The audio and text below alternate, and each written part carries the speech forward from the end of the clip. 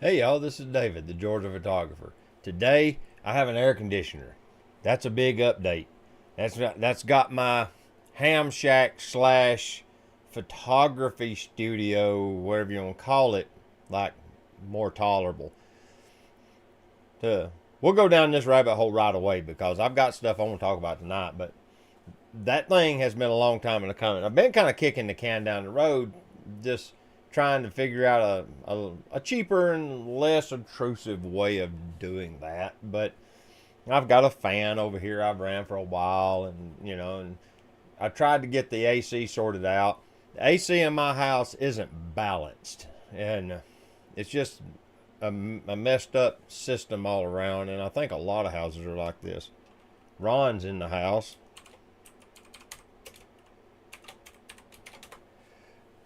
As is the bass angler. Nice. But this room gets like the worst airflow. This one and Teresa's home office get the worst airflow of all of the rooms in the house. So this room will seriously be 80, 85 degrees, and our bedroom on the other end will be 70. It's that bad of a disparity. And part of it's because this room doesn't get good airflow. The way the duct work is laid out, it's really poorly done. Plus, all of my electronics are in here. This light, the camera, the computer, all of these ham radios that are just out of camera shot. And there's a huge battery of them. This one's on. There's all sorts of stuff over here, and like all my chargers and everything. The room just has a lot of heating from the electronics. So I've been trying to come up with a solution for that, and I finally just threw in the towel and ordered a little 110 volt wall power air conditioner. Ran its own circuit, so now I have AC. So I hope the noise of the air conditioner, this mic is able to suppress it enough that it's not annoying. We'll find out. I'll watch the video later and see how loud it is. Y'all can let me know if it's over the top. That fan, I think, was about as loud as this thing, so we'll find out. But I got a few things that I've been kind of building up, and I figured I'd stream and chit chat about them rather than go to the trouble of trying to edit out a video and all of that, because they're kind of current events-ish, and well, one's a lens, but we'll talk about that in a minute. Okay. Let's hop over here. Oh, wrong button. Let's jump to this. Here's the first thing I want to talk about. Z52 firmware update version 1.01 released. What you're about to see, I'm about to scroll through the Nikon Rumors website, is that they have released a flurry of firmwares in recent weeks, like the last few weeks. Like my ZF got firmware, it's got bird detect autofocus, and it got a bunch of internal updates. Like the non-CPU lens data now has room to add like a name and stuff. It's got a lot going on. The Z9 got a new firmware and got this new NX tether system going on. Now this part is what interested me. I'm under the impression that the ZF is nothing more than a reskinned Z6 II or Z6 III. But yet, the Z6 III doesn't have the bird detect autofocus in the firmware yet. Why are they waiting till later in the year? Is it so they don't cannibalize the Z8 market, or the Z9 market, or the Z6 III? Or maybe the ZF market? Something's up there. Why are they sitting on that? Because I'm almost certain that the ZF, or ZF if you're in Europe, and the Z6, Z6 III are essentially the same camera. But somehow the Z6 III don't already have the bird detect autofocus. But mine does. It's in there. I photographed an event last weekend with my ZF and the 105 f2 DC Nikkor, and I used the FTZ Gen 2 because I was hand holding it. I didn't need the mount foot thing. But I'm manual focusing. Well, that lens communicates to the camera all sorts of information. And I was getting the green eye box even in manual focus on the ZF, which was super nice because I could waist level shoot and use the screen flipped up and just kind of be comfortable holding the camera at almost waist level and just dial that focus back and forth, peek it, and just fire the shutter with my thumb. I'd hold the camera where my thumb would sit on the shutter, and I just sit there and bust the shutter with my thumb, and man, it took great photos. I probably got, instead of 99.9% hit rate, I probably got 93 or 94% hit rate. I was concerned more with posing than I was with focus. It was so easy to do with the ZF. All them, because I've got it to where it only works in an area, so it's not searching the whole scene for focus. It's looking in a box, kind of like what used to be group autofocus on the old DSLRs. And I don't know how you would say, it's probably about 15% of the full window. It's not a little tiny pinpoint. It's pretty big. I don't know how you would measure it, but that group autofocus lets me position it into the part of the frame where I anticipate the subject to be, and it allows me to get the picture I'm wanting. I'll share a few in a minute. I'll have to open a folder up and get it over here on this screen for you. But that kind of surprised me. You know, the ZF, the Z9, the Z52 all got updates, but the Z6 III didn't get the bird eye detect. That's just kind of odd. I see what you said, Trey. She don't come in here much now. I've got it where it's I don't like it cryogenic. I don't like to shiver while I edit, so I keep it kind of moderate. Feels like, yeah, his camera and computer room is his warmer's room too. Okay, so maybe I'm not so unique after all. I thought it was just me. Look, Hassan come dragging in finally. Oh. Ron says, shoot, I thought we were going to talk about Canon.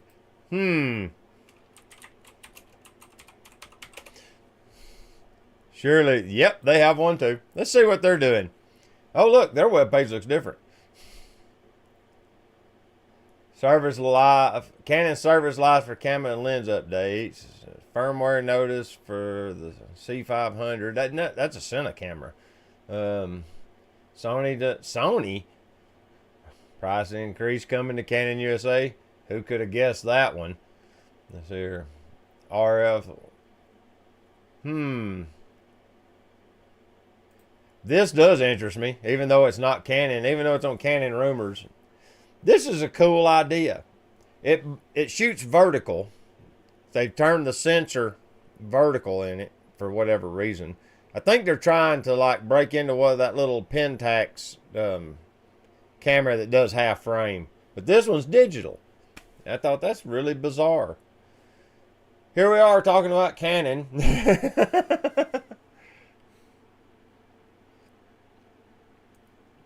Fashionably tardy. Oh, let's see. Let's hop back over to the Nikon Rumors page. Ron asked what's new in the firmware. We'll just hop in there and take a quick gander. Says pre-release capture is now available using the SmallRig SR RG2. Why was the SmallRig? Is that a vertical grip? I think that is. Added some kind of Russian language to the language pack for cameras sold in the Middle East. That don't help us. Renamed D13 to custom settings menu. Be aware, Ron. Be aware. They renamed one of your menu items. Fixed the problems, and I love it. I love how they word this. In rare cases, the bridge would. In rare cases, the camera would stop responding when the camera was reconnected to SnapBridge after it was connected to Nikon Imaging Cloud while connecting to SnapBridge. In rare cases, like every time you use SnapBridge, I'm almost certain that every single time that I've connected SnapBridge from my phone to my ZF, or even the Z50 here, that it fails the first time. Like I go in there to pull a picture out so I can make an Instagram post. And before I can get to the pictures and get one downloaded, it's crashed. And I have to reconnect the whole thing and go through the whole process again. But usually after the second time, it'll stay long enough for me to get my picture. All right. Sometimes I'll download more than one, but usually I'm after just one. But it always seems to crash on the first try. I don't understand that. I keep scratching my head because I was out in the sun last Sunday and I got sunburnt on top of my head and it itches. So you'll have to tolerate that. Oh, there's more. Let's see, it says in synchronized release, pressing the shutter release button of the master camera halfway initiated autofocus on the remote camera with the following setting selected. Custom setting menu. In synchronized, so you can control two cameras at once? I didn't even know you could do that. Huh. That's pretty interesting. Jump back over to me for a while. That was the Nikon update. There is some Leica rumors too. Let me just preview that. But those are the updates for the Z52.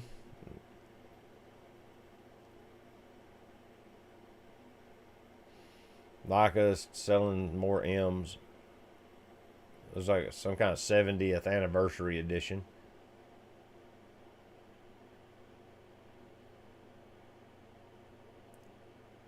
Red Dot Forum did a live stream.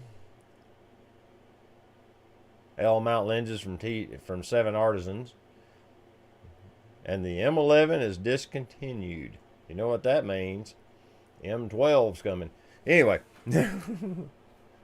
Let's see what's going on in the chat. Did I miss something important that I should say on here? Fashion leg, not much. Instagram, camera. Yeah, Phil, that Fuji. Yeah, let me just hop back over to this. Yeah, that's what I'm thinking this is, a social media camera. Because it takes vertical photos. That's the design intent out of the shoot. And I'm assuming it to be... I didn't look to see what size the crop is.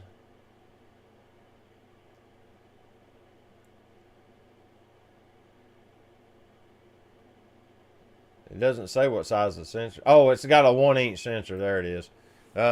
It's got a little tiny sensor, so it's even smaller than what I would have thought it would be. Huh. I mean, it's a neat little camera, and it'd be fun. You know what they're doing here. They're reaching the younger generation. The people who have had their phones and they've took pictures with them all their life, all 20, 25 years of it now. They've took photos vertically, and that's what they're used to seeing. So now they've just built a camera deliberately to do that for these people. For us, it don't make sense because all of our cameras were landscape format. It just makes sense. Hey, there's Woody. How you doing, Woody? Thank you for hopping on. Oh, no, you didn't, Phil. Yep, there it is. The prices. Yeah. Yeah, you need to just get with Tim and borrow his and go shoot with him one day or something so you can mess with it or something, because they're very, what's the right word for that? They're not bad. They're eccentric. Like you drill really down to a specific kind of photography with those cameras. And yeah, they're not for everyone.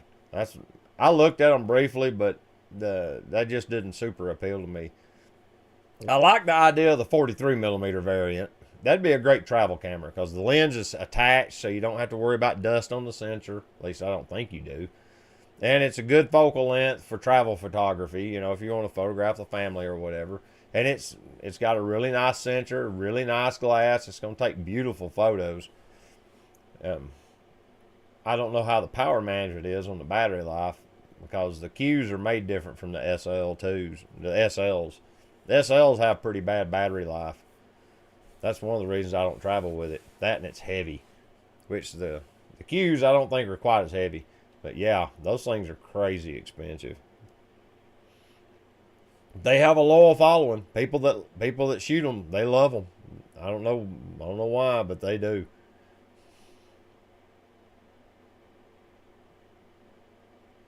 There you go. Hassan's got you covered.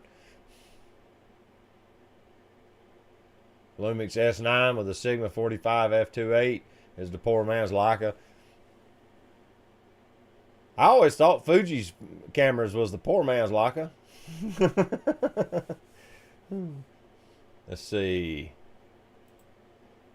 This was a big deal apparently at the NAB show. The Viltrox 135mm f1.8 lab lens. And it's reasonably priced at $900, but supposedly it has gorgeous rendering, and everything about it's supposed to be phenomenal. Apparently, the lab series of lenses from Viltrox are like they're high grade. You know, it's got all the best of the best, like the S line and Nikon. It looks really good in the pictures. It's only on Sony E-mount right now, though, so you know you do with what you can, I guess. They make a Z to E adapter for the Z mount cameras, so you can put that lens on a Z body, and I think that it works as usual, like it's supposed to work normally on it with that adapter. Apparently, they've got the software worked out to where they're cross compatible. I know the adapter's just a little plate. It's very thin. It doesn't add much thickness to the camera at all. It's not like a huge spacer like all these vintage lens adapters I have are. But yeah, I thought that's pretty cool. Alright, got that out of the way. We'll jump over on Leica rumors, because we mentioned that briefly a while ago. M Edition 70, I'm not sure. Limited edition film camera. Leica MA with a Leica Vit plus a 50mm Apo. Okay, a Leica Vit is this, you see how it's real thick on the bottom of the camera body right down here? Yeah, down here you can see it. This is a rapid winder. That's what a Leica Vit is. It's got a lever that pops straight down, and when you fire the shutter with one hand and you hold the camera with your thumb against the side, and you just squeeze that lever and it instantly advances the frame. Instead of like having to throw the lever and come off your eye, you can literally fire, ratchet it and fire again without coming down from your eye. It's a kind of a neat widget. I've seen them used on YouTube videos. I've never seen one in real life, but they're kind of rare. Now they're making new ones with this package deal. That's kind of neat. But yeah, that's what it's for. But it's film camera only, because obviously you don't need a winder on the digital camera. I'm going to scroll down to the next thing. Red Dot Forums is, if you're into Leicas at all, you probably know about these guys. This is Leica Store Miami. They do a live stream every so often, and they'll talk about something. It's always Leica centric. They never do anything else, because they're the Leica Store in Miami, and it's Josh and David. I don't remember which one is the sales guy and which one's the owner. One's the owner and one's the sales guy, but they're real cool people. I've been to the store. Some of the stuff I have around here is from that store. I bought crap, but but they normally do really informative deep dives whenever they do something. It's really very interesting. Like they'll wander down the history lane and do stuff, but they're very good at being very technical and transferring information. So yeah, if you are into Leica and you haven't found them yet, it's worth looking them up. That I go to their website to get to the link to download the firmwares for my cameras, because they do a better job of showing you the link and telling you how to install the firmware than Leica does. That should tell you something. So yeah, when I find out there's a firmware update, I go to was it Red Dot Forum Camera Talk? They got a, that may be, let me just open that up in a new tab and let's see if that's their YouTube channel, or if that, nope, this is the website right here. No, that just took it to a different page. That's still Leica Rumors.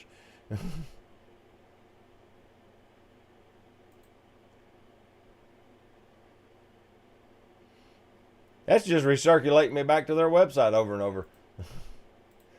You go to but you go to their website. It's the best place to get it.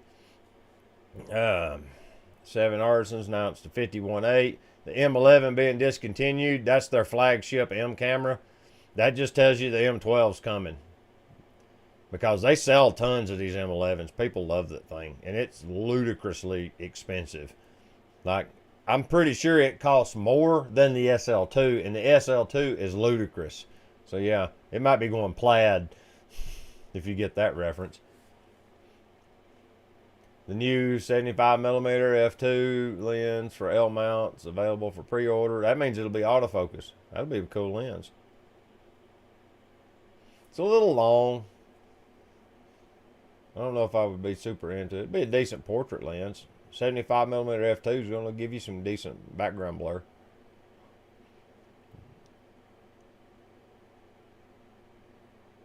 Oh, they changed it. Huh.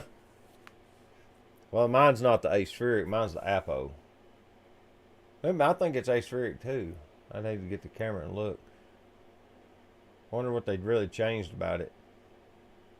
I didn't know they made a new one. That's an SL2 or an SL2S in the picture. Says it right there on the hot shoe. I just can't read it. What do we got here? Q2 monochrome has no red dot. Yeah, they black it out because it's a monochrome camera. They only use like gray text or white text, and that's the only thing you get on it.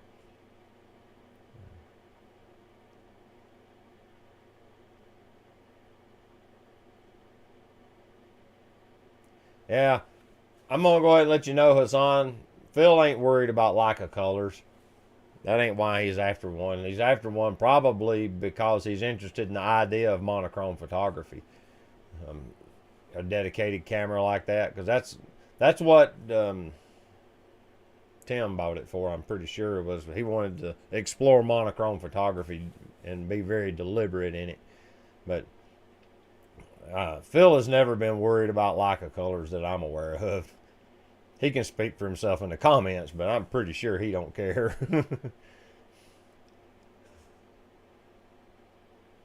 Yeah.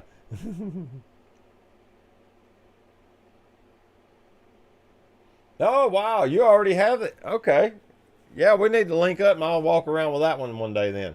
The 75mm f2 TTRs and Nikon Z version. That's awesome.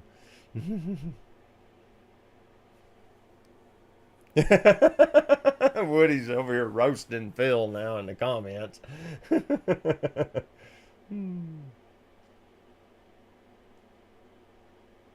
Now I need an M12 monochrome LOL. Oh, yeah. Better get you like pennies out of the jar. Yeah, we're way down the list now. I had no idea they made a new. It's not Apo, so that's probably part of it. Well, is they're real big about putting that apochromatic moniker in there if it is. Let's just go to B&H and see. How much is this bad boy? Yeah, this is just an aspheric because it's only $2,200. If it's apochromatic, it's more like 5,000 or 6,000. It's a little tiny thing. I like how small it is. Reminds me of that Viltrox you let me use the other day. That's pretty cool. Alright, I don't care about that. Alright, we've opened all this stuff up. We went through all the stuff on here. So, back to old stick.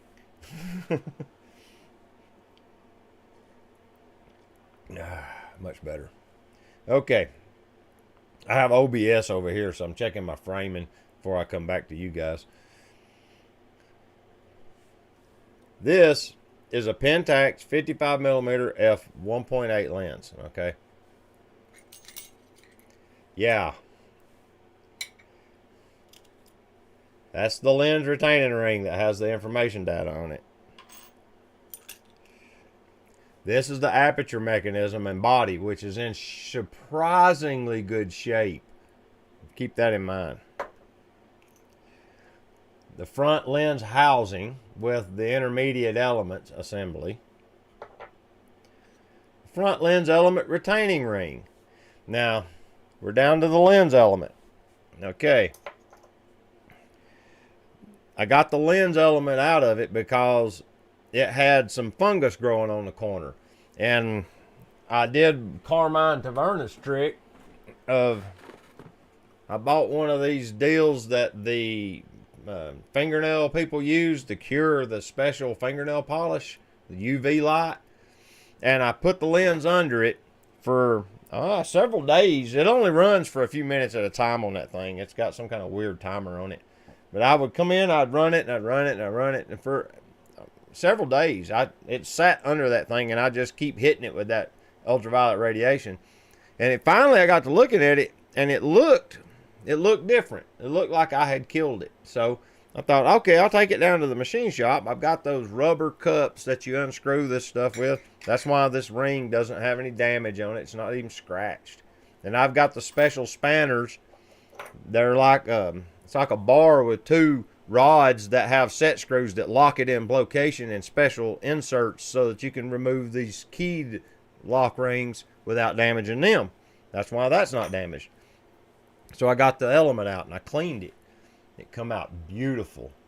It's like it washed all of it off. I was able to save it. I first washed it in hydrogen peroxide because that'll lift off any like biological material. That's what they use to clean blood off stuff on the ambulance, because it'll kill the blood and anything in it, plus it'll lift it out of the material.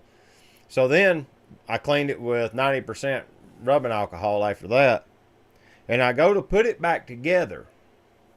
This is where the story takes a turn for the worst. Uh-oh. Come on now. And I'm touching it by the edge so I don't get fingerprints on it. And I've washed my hands and I've got everything clean and I'm trying to be real careful with it. And I go to sit it down in the little cup because it goes in this thing to put the cap back on it, and it slips out of my fingers and it hits the counter, which is wooden. I did it on the wooden counter so I wouldn't risk damaging it. And it bounced and it hit my shirt and then it rolled off and it landed on my shoe and rolled off my shoe onto the floor. Rolled off my shoe, mind you. It hit my shoe and then just kind of rolled off onto the floor. And when it bounced off the concrete, can you see it? Let me zoom in here. I'm going to move the mic so I can show you. Let's see. Right there, yeah. It blew a chunk out of it when it hit the floor. Killed it. All that work, and then it killed it when it hit the floor.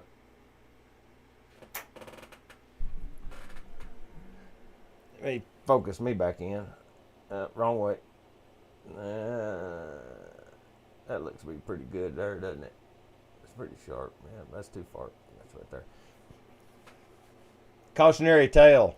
Make sure that you're working far enough over a countered surface that if you drop the lens element, that it won't roll off onto the floor. Build a berm out of a towel or something to keep it from being able to get off the table. Do it over a towel or something very soft. So if you drop it, you don't blow a whole chunk out of the edge and ruin it. This lens is ruined. Without a front element, it won't take pictures. So I have a bunch of parts. If anybody you know needs an M42 mount, 55 millimeter f1.8, this is a SMC Takimer lens, Asahi Optical. I have all the parts, including a blown out front element, trashed. So to solve that problem, I bought a new one off eBay. So this one's an older version. This one here is a Super Takimer though, and it's like brand new, and I think I gave $45 for it. So I still have a 55 f1.8 Pentax lens, but I liked this one. This one was a beautiful lens. Took gorgeous photos. But yeah, the aperture assembly is perfect in it. There's no oil on the blades. It's in gorgeous shape. So I'm putting that out there. If any of y'all need a lens for parts, say you've dropped your 55 f1.8 and you've mashed the filter ring and damaged it. This one's got a perfect filter ring. And, the filter threads are perfect on it. If yours has got aperture blades with oil on them and you just want to transfer over the front lens group, you can do that. I mean, it's in great shape. So I hate to throw it away. I started to just throw it away.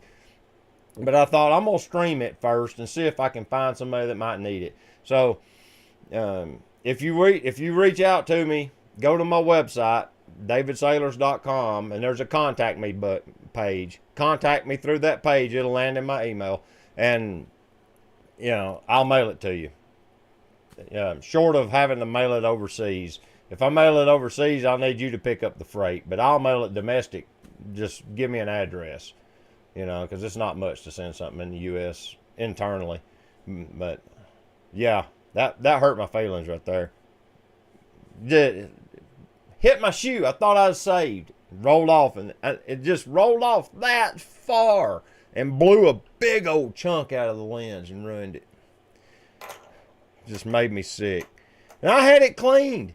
I was about to go make a video with it. It just killed me to see that. But sometimes you win some, you lose some, I guess. Well, there it goes. Yeah, it goes in this front group here. I'm putting the ring in it so I don't lose all the pieces. It just goes in that front lens group. It'll probably take bizarre photos if I put it together because it's got fingerprints all over it now.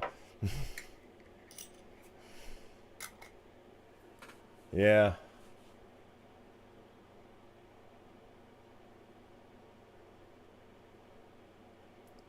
Hassan. Oh, the SL50F2. Okay. I was going to call you out on that Apo Summicron because it's not. But yeah, that'll rub out. I get it, Jay. Yeah, that's funny. With a lot of rubbing and some special abrasive compounds, and then it's still going to have some weird distortion in that corner. I thought about washing the lens down with just an alcohol wipe, putting it together and seeing what the photos look like. It'd be something weird. Sometimes maybe a lens repair. David Sailors, you win some, you lose some. Lens maintenance shop.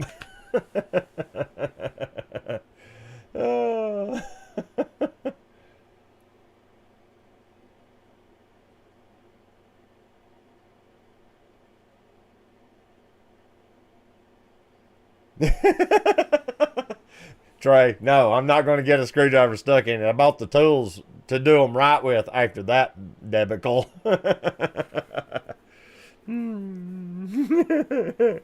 We broke it so you don't have to. Oh, if you're listening to this podcast as a podcast while you're driving or something, the comments are lit.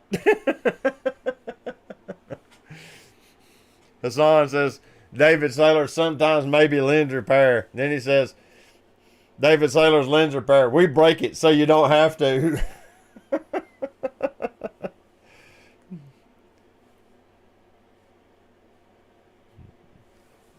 I got a Nikon 35mm Series E that had fungus. Took it apart to clean. I learned why the Series E is cheaper than Nikkor. Too much plastic. Not made to be repaired. I was unable to repair it. Wow. Or if someone has a lens, contact him. Be funny watching him reassemble it. It's easy to put together. These old lenses, oh, you didn't see that. These old lenses are real simple in design. There's 2 notches in this rear ring. You screw that ring out, the rear element comes out. It just sits in a little pocket right there. And then you have the focus helicoid, and then the aperture assembly is behind this. Okay, the aperture goes in from the back usually, maybe the front. I don't know. I'll have to look and see how it's assembled. There's a bunch of screws right here which may release the aperture assembly. I'm not sure, but usually it's in the back. There's no screws in this one. There's usually screws in this plate, and it comes off, and that allows you to access the aperture from the rear. But they make all of this, and then the floating lens group just screws in the front, and then they have this decorative ring that screws in and locks it all in place, and they have these, they're like rubber cones, and you push down and the friction will spin this ring without scratching it. That's how they lock that ring in. It's kind of neat how they put them together without screws, and they stay, you know, there's no high-speed movement, so they just stay put. It's pretty neat.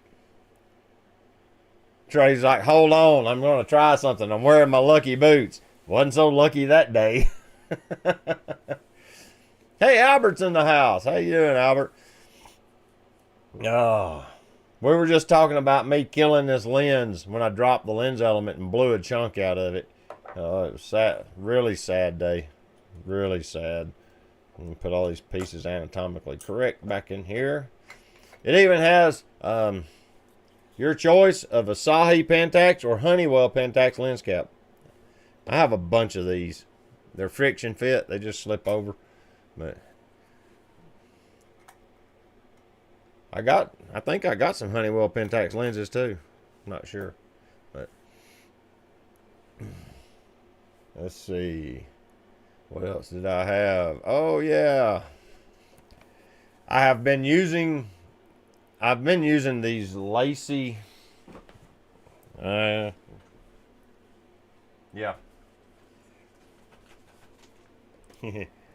Here's another scary thing I'm going to show you. In the trash can,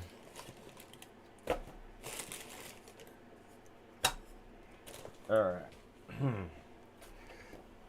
Well, let me get the rest of it. It's right behind the camera. Yeah, right here.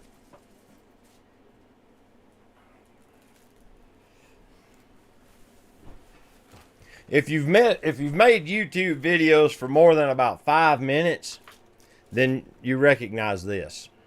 This is a lacy, ruggedized remote hard drive. As you can see, this is marked Dave. Well, you could if I got the light right. Dave Volume 3.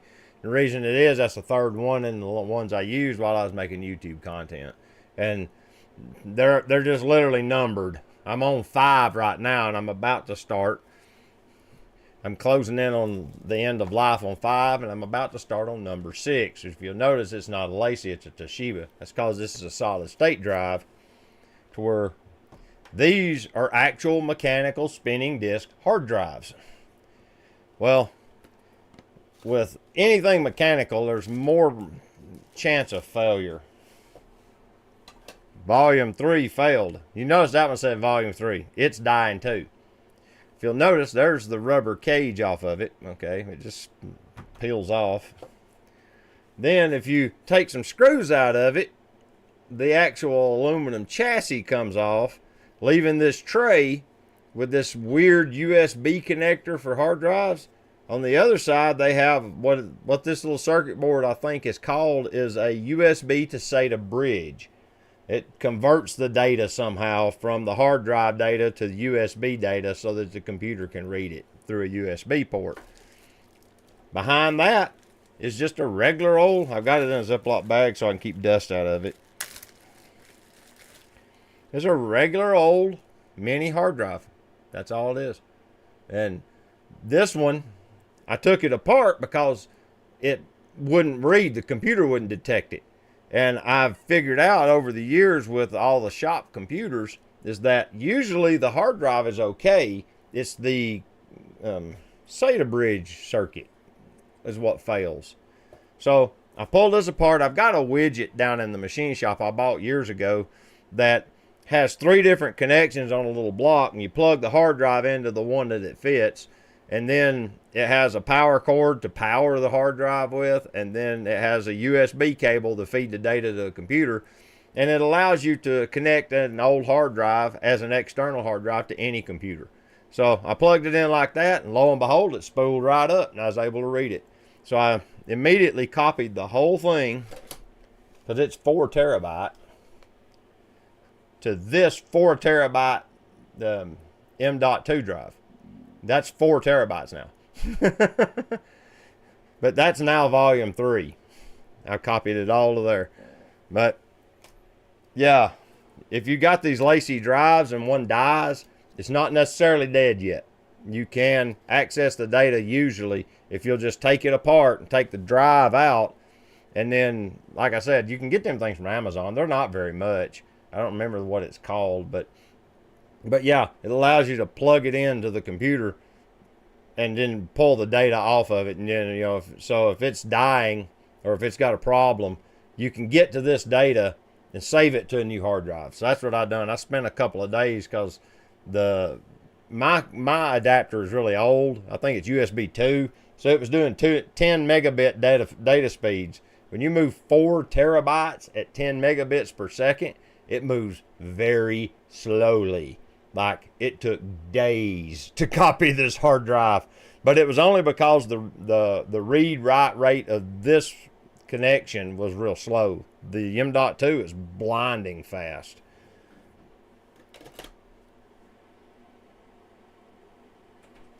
Oh, you're back.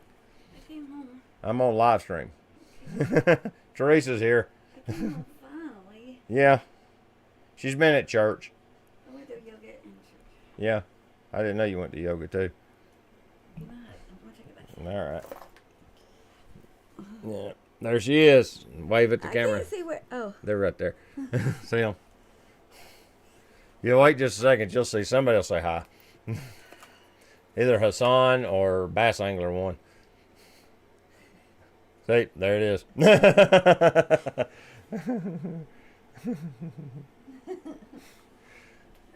All right. All right.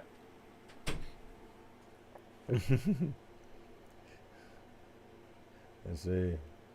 I know how it feels, what it feels like to ruin lenses. Oh, that's not good. Hate to see that. But yeah. So I was able to save my volume 3. I tried, like I said, I tried it once on another Lacy drive, and that one is starting to do the same thing this one's doing. I don't know why, if it's the same, if it's from that era, because, you know, as the drives get newer, they improve them, they make repairs or change things. But these were both bought at the same time. I bought 2 of them at once, and I thought, hey, great, I got a spare because I need it, because this one was dying. But it didn't help, because now it's doing the same thing. I don't know what you've been eating, but this is your. Just crackers. Thank you. Superfood. Teresa done brought me supper. I'll drink it in a little bit.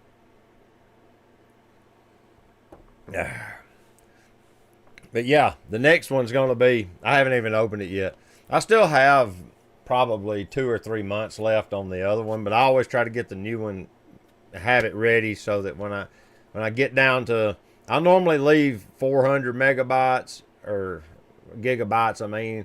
On the one I'm using now is a 4 terabyte drive, and I'll leave probably about 10% headroom in it. So about 400 gigabytes, 300 gigabytes, I'll stop. And that way it doesn't, it seems like, because I filled this one up, and that's when it started having problems. When I got it full, it started having issues. So I'm assuming it started writing to bad sectors or something, and it started causing issues. So I've since then initiated a policy of saving some space. And when I did that, it seemed to start fixing everything. Like they don't, all the newer ones work fine. And the ones before that, I didn't fill them all the way to the edge. Volumes 1 and 2 work fine. And another reason I had to do that is because I've got a photo project I'm working on, and it is requiring me to work through my old catalog. But yeah, I'm going to move to the SSD next. And this is 2 terabytes, which should last me several years. I got 5 years out of 4 terabytes with the last one. So that's not bad. And that's a lot of content. And I save all the footage. And all the photos, even the bad ones. I have this terrible habit of saving the culls. I don't delete any of them. It's just my habit of storing them. It's like, storage is pretty cheap, man. One hard drive has lasted 5 years, you know, before I filled it up. So, but, you know, how long could it go if I deleted all the calls and all the video footage? I still have all the video clips from all the videos, except for a few. For some reason, I don't have some of them. Anyway, but yeah, and then I got me a new data cable. This is a new USB 3 card. Ron has NAS, network attached storage, or whatever they call it. Is it? You know what that means? This should tell you how high quality this is. Has a CD to install the drivers, even though you don't need them on Linux. That's for Windows. This is worth its weight in gold. When you have a whole bunch of USB crap plugged in, you get a PCIe port that has 7 USB 3 ports. 3 USB-C, which are USB 3 essentially, and 4 USB 3.2s. I'll put this in the computer. Right now it has a card in it, but I'm going to probably replace it with this one because this one has more ports. And that allows me to plug in more devices because I'm out. I'm constantly out. Everything is USB. So PCIe cards, they plug straight into the PCIe bus. Works fine. These work great. So if you ever need to solve a problem like that, that's how I do it. I'm real big on adding widgets to your computer to make it more effective. Put that back in there. That's an anti-static bag, like you need it with USB stuff, but just in case. But yeah, got me some new data cables that are, I think they're 40 gigabit or something. They're super high speed data transfer. My other one was only like 2 or 3 or something. It was very low. So I was able to get a lot more data throughput by just changing a $10 cable.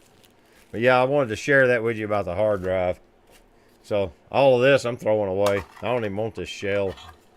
I ain't gonna use it. Oh, that's the box the cables came in, yeah. I got 2 and I only used 1. Alright. You can never have enough USB ports. I thought about putting this one beside that one. It'll run too. I've got plenty of PCIe slots, and it just rides the bus.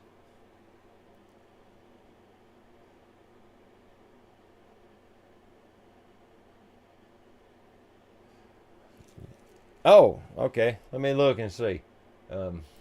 I can pull that up. Let's see here.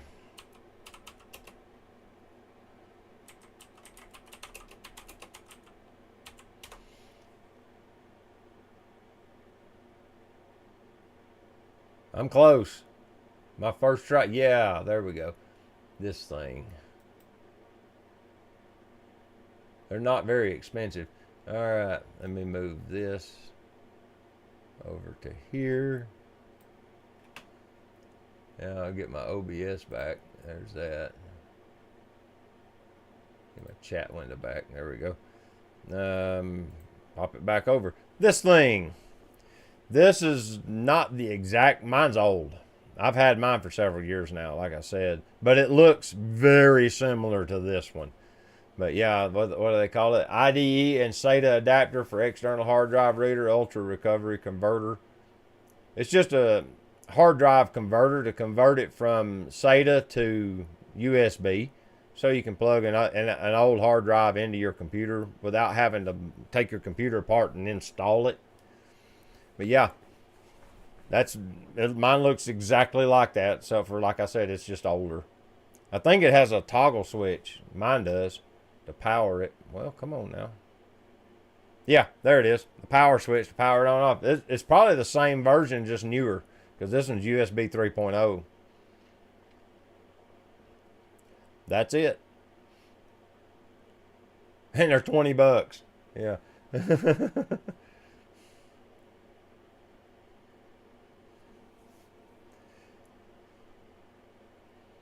See if I'm missing anything else. Let's see here. I'll do this for you. Where's it at? Right here. Copy link. I'll put it right here in the chat. Well, I said I would. Control V. Enter. There's a link. That way, it's easy. Yeah, that thing works like a charm. I've used it a bunch of times to recover information. Like lightning come in and fry a computer, the hard drives normally survive, and I'll get another computer and install all the software on it, pull that hard drive, and then pull all of our user files. All the drawings and all the note files we've wrote and things like that, and PDFs, and pull all them off, put them on another hard drive because the computer did live through lightning strike, so it's a good idea to replace it anyway. But yeah, it's well worth the money if you have computers that use removable hard drives. It's totally worth the money to have one. Like I said, we've used it in Machine Shop a lot.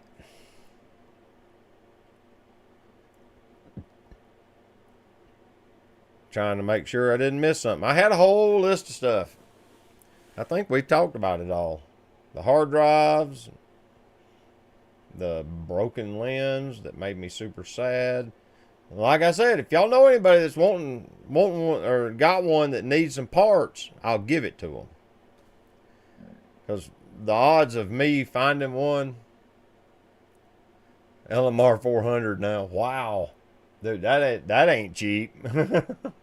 LMR 400 is very expensive coaxial cable for radio frequency usages. It's transmission line that goes between the radio and the antenna usually, and that's some of the best there is out there. For amateur radio use, that's about the gold standard. I mean, you can get bigger stuff, but it's wasted. That'll carry all the power that an amateur is licensed to use, no matter what you're doing. I have a couple of pieces of it in play, but I don't have the whole shack wired in it. My buddy Roger, he's got a bunch of it. I think he bought like a essentials kit where it's like 1,000 feet of it on a spool and 400 of those little widgeties. I was Googling LMR 400 hard drive.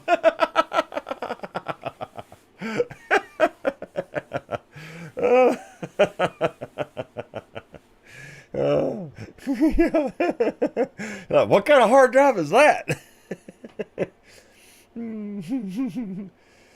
Yeah, I find myself when I'm looking at hard drives now, I look at the data transfer rates. I'm more about that. Yeah, I don't have my own Amazon account. I just use Teresa's.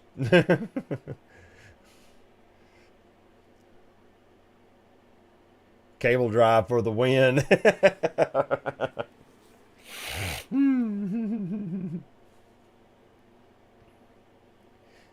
But Amazon now has Rufus. What in the world is Rufus? I'm kind of scared. You can ask me all your shopping questions. Oh, really? I may not always get things right.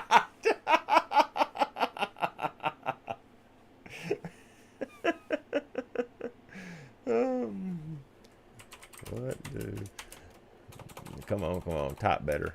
What do I need to remove stuck exhaust manifold bolts on a Chevy truck engine? Let's see what Rufus could come up with that.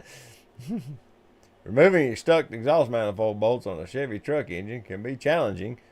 I didn't ask you to give me dialogue. I asked me to give me the answer.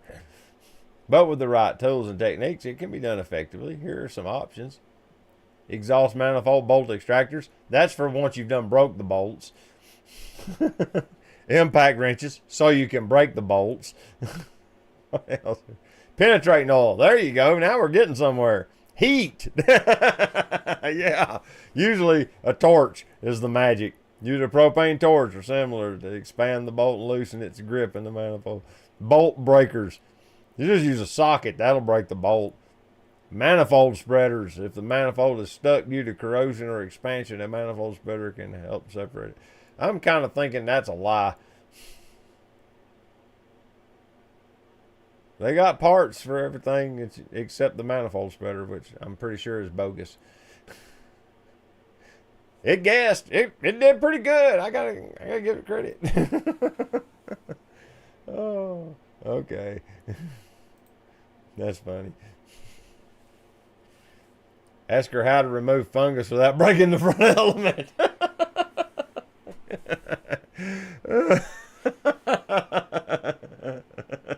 Bass Angler has a Ford engine to replace it.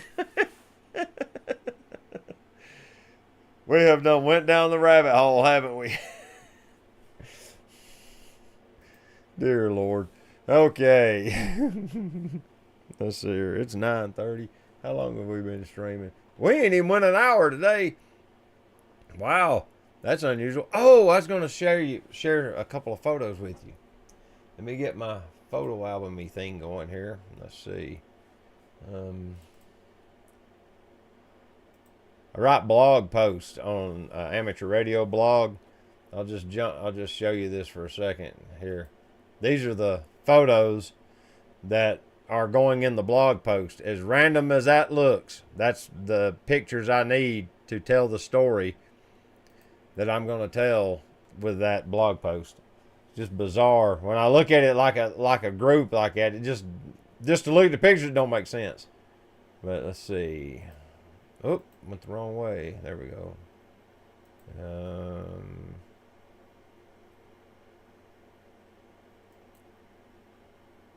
April.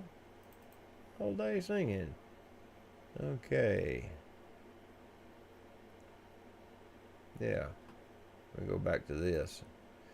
This is the pictures I took over the weekend that I was talking about with the 105 F2 DC Nikkor and the ZF. Like, I was focusing on Terry here, and it just lasered in on his eye. Like, it just blows my mind. Now, these people are moving. I'm shooting at F2. Look, it don't miss. I was just blown away at how well this thing works. Like I said, I missed some, but now you're super shallow on your depth of field. So, like with Wayne and his daughter here, she's in focus. He's not. You know, he's a little further forward than her. So it picked her eye. And I manual focused on that crap and got it right. But yeah, so he's out. But I've had to pick one, and it picked her. Let's see. When you go to Sacred Harp Singings, there's always a lunch served. And, well, they have, I guess you'd call it technically a potluck. They have this term, they call it dinner on the grounds. And everybody brings stuff, and they bring desserts. Lots of desserts. Dude, it's worth going if nothing else for the meal. But yeah, I was amazed at how well it was, or how easy it was to get good sharp photos with that lens at f2. And these people moving, yeah, it was just amazing. And you can just see how much the background, they're blurred out. I mean, it just didn't take much, but that lens is phenomenal. Even at f2, I'm shocked at how good it works. Look, there's the daughter and her boyfriend. Classic brick walls, because they were in the shade, so the concrete lit them. And Jamie. But yeah, you can see the motion blur. As I'm not sure what the specs are here. I don't know. I'm just looking at a photo viewer right now. I'm not looking for information. I got a property button. Details. Yeah, it tells. 105 millimeter. 1/250th of a second. Yeah.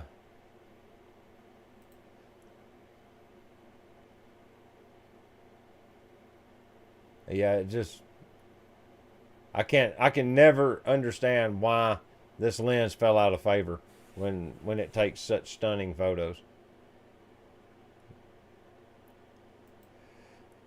So do you have a favorite lens that you use for a very specific task? That one almost never comes out, except if I want to do a portrait, because it's a beautiful portrait lens. That's kind of what it was designed for. Or I shoot those singings with it. That's the only time I ever get it out, but I always take it when I go to singings. 7.3 liter. That ancient 7.3 liter Power Stroke, them things ain't worth nothing. I done stirred up a hornet's nest saying that. I only own 1, 2, 3, 4. I only own 4 of them. One truck had 2 because the motor laid down in it the first time, and I put another one in it, and then sold that truck, and then I got 2 more since then. But now I'm all about this 6-cylinder thing. This 5.9 liter Cummins it's a great engine. Photos look good. Once again, thank you, David, for taking the time. Thank you, Jim. Listen at me calling you Jim. Your name's Albert. Your name's not Jim. Last time I saw your daughter, her hair was short. It's been a couple of years. I remember when she shaved her head. She did. She buzzed it off one day. I'm trying to remember how long ago that was. That was 3 or 4 years ago.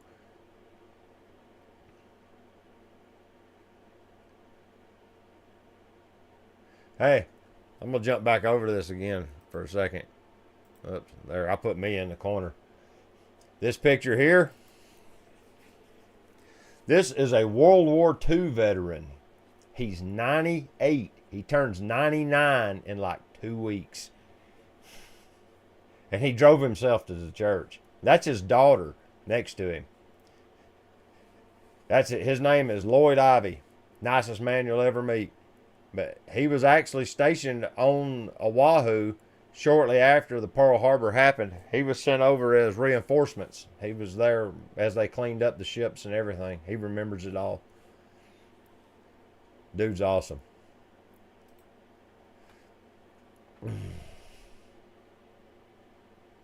First 7.3 liter ever made is still running. Yeah, I gotta admit, they're rugged engines. I had a valve go down in one, so I lost a cylinder, and then to rebuild it was very cost prohibitive. And I shopped around and I found another 7.3 in an E350 Econoline van, and the block assembly is the same, but all the accessories are different. So I bought just the engine and out of the van. It had brackets and crap, but none of them fit a truck. So they took all of my bracketry and put them on that motor. And when they put it back together, they didn't put the O-ring seal correctly on the turbocharger. And so it was leaking pressurized oil into the air path where it takes in the air to the combustion chambers. So it was burning the oil like fuel because it's a diesel and it will do that. It wasn't even smoking because the O2 sensor downstream was apparently measuring the richness of the fuel mixture in the exhaust stream and was leaning back the fuel injectors because it was seeing a rich mixture. So it was burning the motor oil for fuel. It would burn 2 quarts of oil to drive from here to Fort Oglethorpe because it was leaking because that O-ring was bad. And I sold the truck under the pretense that something was going on with the turbocharger that I didn't understand. The guy went home, took the turbocharger off, and found the O-ring was cut, put a new O-ring in it, and the truck run fine. Oh, wow. I did know your dad was in World War II. I'm pretty sure you told me. Yeah. But yeah, that's incredible. But yeah, and then I've had 2 more since then that were unremarkable. They were just super rugged, durable engines that ran forever without issue.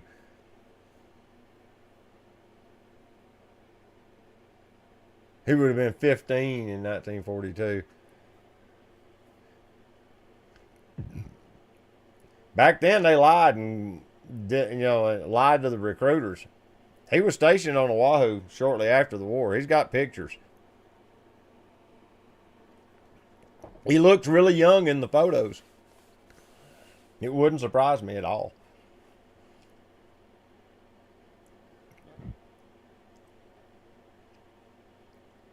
But he was there when they were raising the ships because he remembers it because they were stationed on top of Diamond Head. They had a observation post built up there on top of the volcano. And he was in that observation post, and he could see over to the Pearl Harbor where they were working on raising the battleships. Wouldn't that be weird to be able to see that?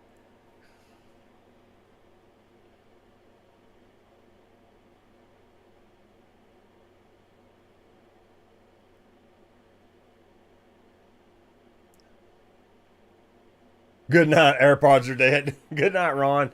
Talk to you later. Hassan says, I would love a nice 3-liter diesel. Mazda was going to introduce a diesel, but they could never get the emissions down enough. Yeah, the U.S. emission regulations bum out me too, because I really would like a Toyota Hilux in the diesel, which everybody on Earth had except us, because they won't pass emission. Like, you go to Costa Rica, all the farmers drive Toyota Hilux diesels, and they can't kill them. It's like, man, that would be the truck right there. Those are real men. Lied about their age to go fight, yeah. Now, it's entirely plausible he was there in 44, or maybe even early 45, because, you know, it took them years to refloat some of them ships. It wasn't like something they done in one day. It took them almost a year to refloat 2 or 3 of them. Yeah, so it's entirely plausible he was there later. I don't know his actual deployment dates. I just know he tells the story about how he was stationed on Diamond Head, and how they had barbed wire on the beach on through Waikiki.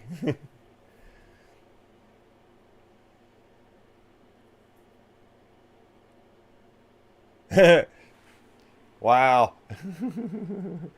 He was in World War II in Europe. I wouldn't let him drive a car now, that's for sure.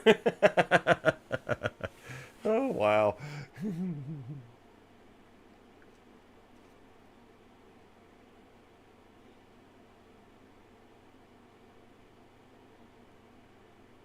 Born in 1923. Wow.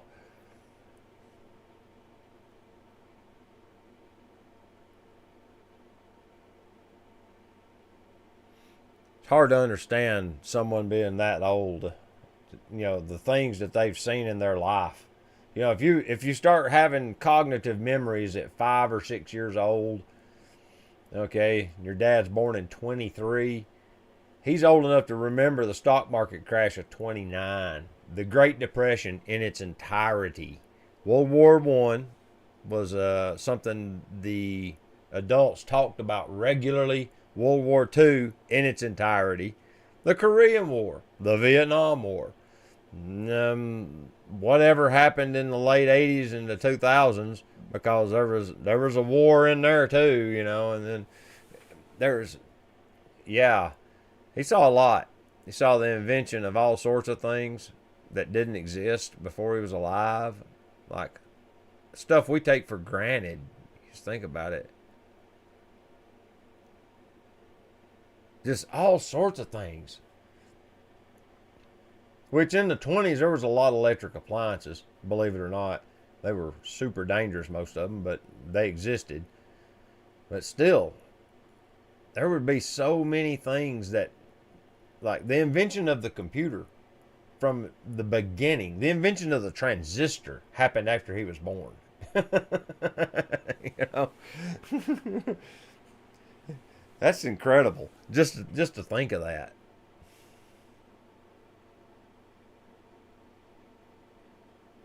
Growing up during the Depression made him tight as a banjo string the rest of his life. Yeah. I remember my grandmother and her mom, my great grandmother, Mabel Shockley, and they were people that washed aluminum foil and saved it. And you know, you hear the joke about you know, how the society's going to collapse or whatever. You know, the preppers normally say it, how you're about to learn why your grandmother washed her aluminum foil is because they couldn't afford to buy more. They were lucky to have what they had because they couldn't afford it. Yeah.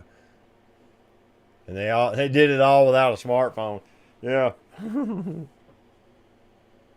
Oh, look. Something's going on here. Says I got phone notifications.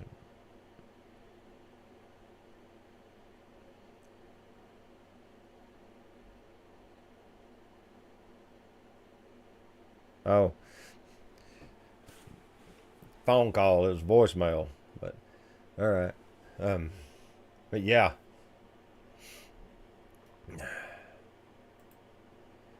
Whew. All right.